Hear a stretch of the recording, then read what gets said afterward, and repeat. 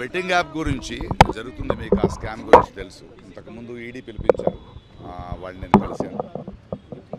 ఇందులో నా భాగస్వామ్యం లేదండి. 2016లో అప్పుడు ఇంకా బెట్టింగ్ స్టార్ట్ అవ్వలేదు. ఒక యాప్ గురించి యాడ్ చేశాను. ఆ తర్వాత అది బెట్టింగ్ అయితే దాని నుంచి నేను తప్పుకున్నాను. I did not take payment అంటే ఓకే అన్నారు. సిఐడికి కూడా ఒక సార్వజనికులు ఒకరు కంప్లైంట్ చేశారు మన పేర్లన్నీ చెప్పి. సో దాని గురించి పిలిచారు అండ్ వెళ్ళి మాట్లాడాను. 2017లో ఇక్కడ బ్యాన్ అయ్యింది. 2016లో ఇంకా బెట్టింగ్ స్టార్ట్ అవ్వలేదండి. ఆ యాప్ ఒక గేమ్ అనుకుని మేము చేసామండి. ఆ తర్వాత తెలిసింది బెట్టింగ్ యాప్ ఈజ్ రాంగ్, అందువల్ల నేను కంటిన్యూ చేయలేదు. ఆ డీటెయిల్స్ ఇచ్చాను. ఆ తర్వాత ఏదైనా చేశారా, వేరే కంపెనీస్ ఏదైనా చేశారంటే లేదండి అని చెప్పాను. అంతే. బ్యాంక్ స్టేట్మెంట్స్ని అప్పుడే ఇచ్చాము, అందులో ఏమీ లేదని తెలిసింది. బట్ ఒకటి మా మాధ్యమం మూలంగా చెప్తున్నది, ఏదో అది కొందరు పెద్దవాళ్ళు చేశారు, వాళ్ళు చేశారు రూల్స్ అని కాదు. Betting app is wrong.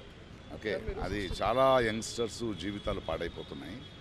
2016లో మనకు తెలియదు అది ఇంకా యాప్గా ఉంది, ఇంకా బెట్టింగ్ స్టార్ట్ అవ్వలేదు. బట్ ఎప్పుడైతే బెట్టింగ్ స్టార్ట్ అయ్యి అది బ్యాన్ అయిందో, యంగ్స్టర్స్కి నేను ఈ మూలంగా చెప్పేది ఒకటే, అంటే నేను బెట్టింగ్ యాప్ డబ్బులు పెట్టి చేయమని నేను యాడ్ చేయలేదని చెప్పడం చాలా ఈజీ. అలా కాదు. అది తెలిసి చేసినా తెలియక చేసినా తప్పే. యంగ్స్టర్స్ ప్రజలు అర్థం చేసుకోవాలి.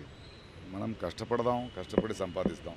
ఇలాంటి యాప్కి పోయి చాలా ఫ్యామిలీస్, చాలా youngsters they have lost there lifes and I'm sorry for that and hope మనం దీని నుంచి నేర్చుకుంటాం. Thank you. అసలైన తొలి వెలుగు. ఫాలో వాట్సాప్ @తొలి వెలుగు official.